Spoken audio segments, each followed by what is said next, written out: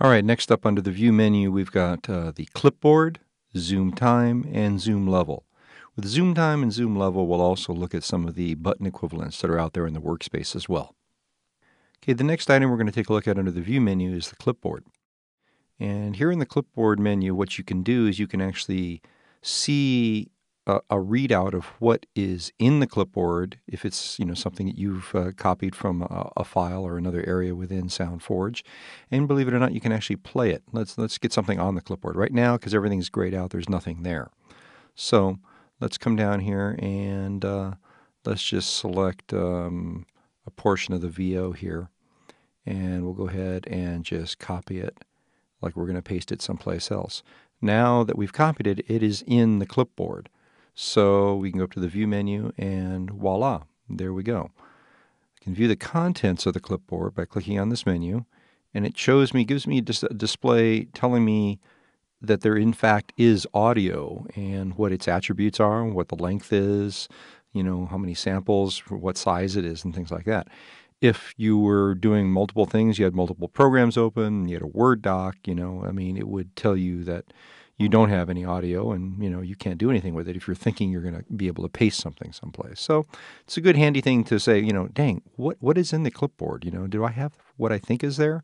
And you can check real quick. The other thing you can do by viewing it is also play it and mix them together with another track using. There you go. So that's what's on the clipboard right now. So I can go, oh, yeah, okay.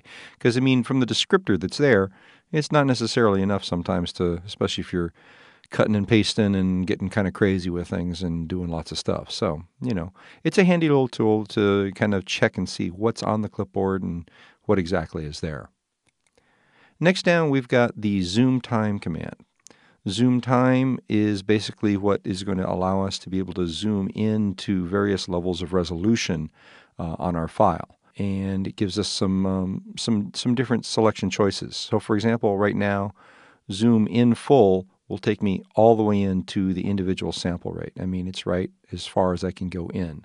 So I'm now zoomed in as far as I can go in the file.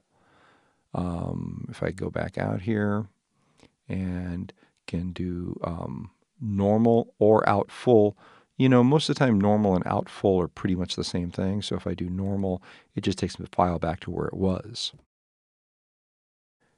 The other thing you have is you have a choice of being able to zoom into just a selection. So if I know that I just want to see just what I said here at the end of this first sentence kind of thing, I can select it, go up here to the zoom time, and then just zoom just into the selection. So now I can see and play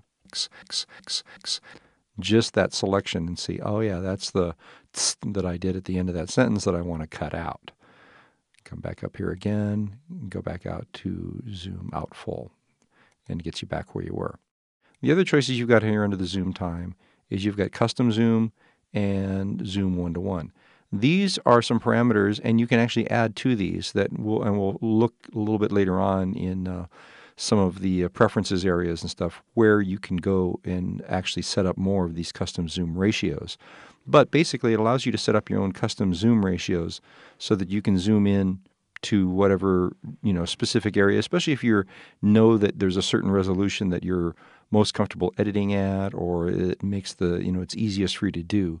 That would be this would be the place where you'd be able to find those things. So I can zoom in to a 1:512 ratio, or in this case, I can also zoom into a 1-to-1 ratio and get way in there and see much more detail in the sample. The next, I'm going to go back out here to normal. Next choice down is the zoom level. Now what zoom level is doing for us is really zooming in kind of up and down in the file. Let me go ahead and change the size of the file here and get it kind of down. Scrunch it a little bit. If I go in here and I choose zoom level and I say out full, it shows me basically what I've got already. If I want to zoom it to the window size, then you saw how it expanded the size of the waveform. What I'm really doing here is I'm zooming into the amplitude level of the sound signal itself. So it allows me to be able to zoom in vertically rather than horizontally. And then I can also do the same thing with a selection. I can make a selection, come up here, do zoom level, and it'll just zoom up just that selection as well too. Now I'm going to go back here and go out full. Now there are some key equivalents here, and let's look at some of those and how they work. Down here in this corner, we have the zoom buttons that are for time. And so as I zoom in, you can see the ratio changing. You can also see the time indicators up here changing as well too. And as I zoom in on a specific section, especially if I put my cursor in a specific spot and as I zoom in, we see more and more and more and more detail of till I get all the way down to as far as I can go, which is 24:1. Zoom back out with the minus button. Same concept, basically. Now, the interesting thing here is if I zoom all the way out, is that you see there's a little separator here in between the plus and the minus. Well, you see how the cursor changes when I roll over it. Well, if you get your mouse so that the cursor changes right there, click down and then just hold and drag. You can now just drag the zoom by literally just moving your mouse around on the mouse pad. So you can zoom in or zoom out and get whatever level of detail that you need to see for editing purposes or for checking whatever you need to check. It's a real quick and easy way to zoom in and out. Same likewise over here. On this side of the window, we have the plus and minus buttons for the level zoom. So I can zoom up the file that way, or I can zoom it down this way. And you can see how it changes, also expands the dB levels over here on the side as well too. If I expand my window size, if I were to drag the window bigger, obviously then I could see more of the waveform and scrunch it down and get it bigger if I need to. Same concept here. When the cursor changes as it gets over the center, I can drag and I can zoom up or zoom down just by dragging my mouse across the mouse pad. Those are both really handy. I use those shortcuts a lot because if I need to zoom in to check something or I need to zoom in for a more accurate edit on something and really I'm not being able to see the amplitude or I'm not being able to see the resolution of time that I want, just clicking and dragging my mouse there is a real quick shortcut way of being able to do it. It's very nice, very easy, very convenient.